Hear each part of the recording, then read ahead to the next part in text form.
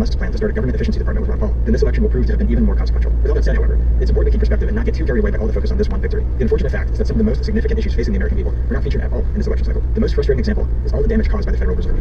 As Ludwig von Mises, F.A. Hayek, Murray Rothbard, and countless other economists of the same tradition explained, that supposedly the network central banks like the Fed print money transferred to the big banks and political financing firms and transfers to deliver the most inflation. The introduces the never-ending cycle of recessions. Further, government's use of money printing was to highly delay the process of the worst things which is to us as people will never possible because of the Fed. This inflation that government forced to us is now the late transfer of wealth or minimums to politically connected rich. It is incredibly damaging for families. Thanks to Fed use of price inflation, people are encouraged to take on debt, making short-sighted and reductionist economic decisions that become artificially big. Consumption of stuff, things like cultivation, production of resources, inequality, and needs and diminishes. Generously received out of community goes against the method. Political establishments use its ability to conceal their these programs. Inflation and debt to build massive military efficient programs over the last decade of years, frankly, creating new enemies of the to justify the ever centralized scheme. In my judgment, or making out random assumption, you can say 8 decades of military military wars and American allies as lucrative and Federal bureaucrats, heavily national security efforts, more contempt. That's how the expense now of American economic advantage. Our national security today goes full arms training from the terrorists to new undergrounds, because it perishes every day. It's the emissions of our government.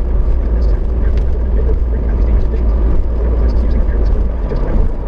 As the example of the government creates problems with interventions, the government used to justify military interventions, separating countless other areas, such as the cost of eliminating care, the price of knowledge, the ability to have much of this enabled and exacerbated the Federal Reserve System. Both these are major issues that have serious impacts on making America. It must be no mention of inflation was mentioned in the decades, but not never touched on to his credit. The debts becoming consumer communities for voters, using our government framework. It stands for trying to talk to even more rational and establishment. The context of the injustice, real property, facing us in the market, which the potential there is a need and that's reasons that I school really understand what you think and eventually some richness of their expense. Good and good it's up to those of us to do to get to it. This was Jesus Fire on November 6th.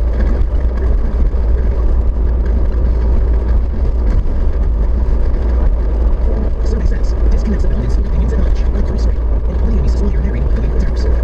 Recently, Edge published its 2024 iteration of its annual School in America report that surveys thousands of American adults and school parents regarding dozens of school-related topics and preferences. Within this report are numerous interesting results, also consistent reminders of disconnects between reality and belief, between public and private school parents, and between people's words and actions. On the wrong track.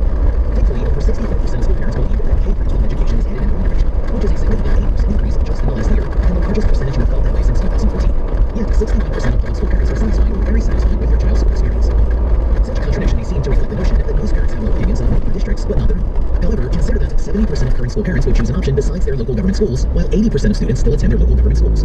Such contradictions in a sane world based on free choice would likely cause people to reassess their decisions. But such is the status quo in a coercive system that touts itself as free, enshrines itself in law as the default option, and garners funding regardless of enrollment, satisfaction, or results. One wonders what government school enrollment and satisfaction might look like in a free choice system in which tax funding for schools did not exist, and in which parents had to opt their children into an educational option rather than being placed into one by virtue of geography.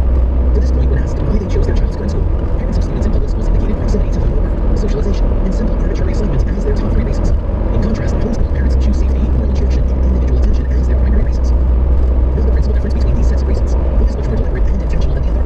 This should come as no surprise because the government school system thrives on dependence and inertia that relegate parents' educational decision-making to buying or renting a residence in a particular area.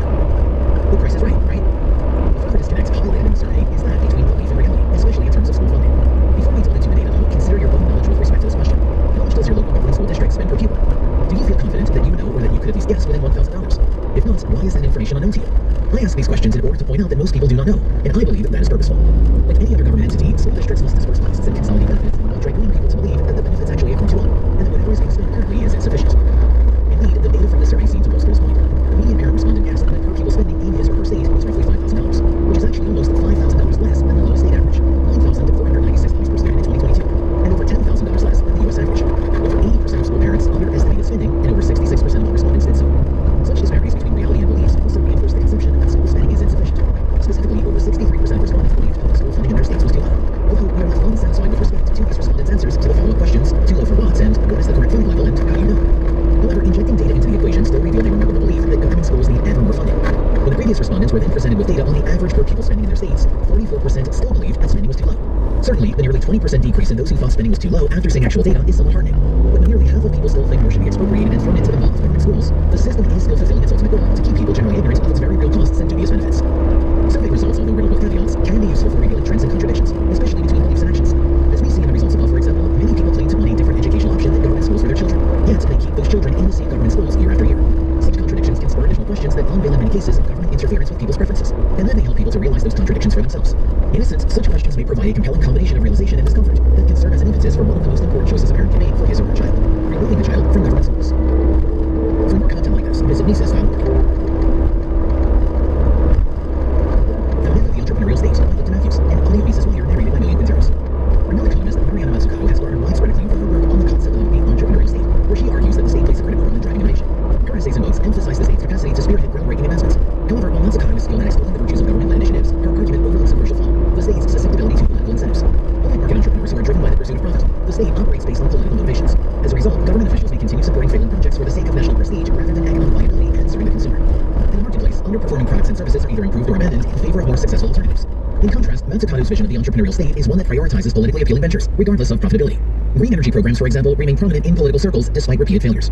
Mazzucato's model, in essence, advocates for an interventionist state that prioritizes hype over sustainability and profitability. While Mazzucato's work has sparked significant debate, many of her critics have failed to recognize the full extent to which political incentives hamper the state's entrepreneurial potential. One notable exception is the economist Randall Holcomb, who argues that achieving technological milestones should not be conflated with entrepreneurial success. Instead, such accomplishments reflect feats of engineering rather than value-generating entrepreneurship. Governments often finance large-scale projects to foster national pride, but Holcomb contends that this focus on symbolism rather than economic viability undermines true entrepreneurship. A state more concerned with building national prestige than creating value inevitably wastes resources by ignoring market forces. The case of Singapore is frequently cited as an example of an entrepreneurial state, but researchers suggest that government-led entrepreneurship there has stifled homegrown innovation. By funneling resources into government-endorsed ventures, the state has inadvertently suppressed independent entrepreneurship and redirected capital away from more traditionally profitable industries. Moreover, despite Singapore's strong government policies, the economy relies heavily on multinational corporations for innovation, challenging the idea that an entrepreneurial state can cultivate a truly entrepreneurial society. Singapore's experience poses a direct challenge to Mazzucato's thesis, but other examples also cast doubt on her vision. In the United States, research has shown that public R&D programs for small businesses have crowded out private financing without producing significant positive outcomes. Firms that benefit from R&D programs are less productive, possibly because less efficient companies are more reliant on government aid. The shortcomings of the entrepreneurial state become even more evident when examining the performance of green energy initiatives in greater detail. In China, state-led investments in wind power have resulted in sluggish technological progress and numerous failures. Analysts argue that government involvement has led to a disregard for economic principles in favor of political objectives. Similarly, in Europe, state-backed green energy companies have become dependent on subsidies without demonstrating meaningful productivity growth. These examples align with Martin Livermore's recent findings that government involvement in business tends to result in more failures than successes. This outcome is hardly surprising, as the state operates under different incentives than entrepreneurs. Politicians can declare a program a success even if it fails in the marketplace, as long as it serves their political interests. In contrast, market entrepreneurs must either meet consumer demands or risk going out of business. The realities of political decision-making reveal the entrepreneurial state as more of a theoretical construct than a practical one. For more content like this, visit Mises.org. Ignore the New Power Demographic at Your Own Risk, Young Male Voters by Wendy McElroy, and audio Mises Wire narrated by Millian Quinteros. Cries of Trump is Hitler, attempted assassinations have dominated coverage of the upcoming presidential elections. This deprives an intriguing issue of attention. An August 24th New York Times article by culture columnist Claire Kane Miller states the issue: in some ways, this presidential election has become a referendum on gender roles. This presidential election has become a referendum on gender roles. Gender gaps between how men and women vote are not new, but it is now close to, or certainly in the ballpark of, the biggest gender gap we've ever seen, according to Paul Maslin, a pollster at FM3.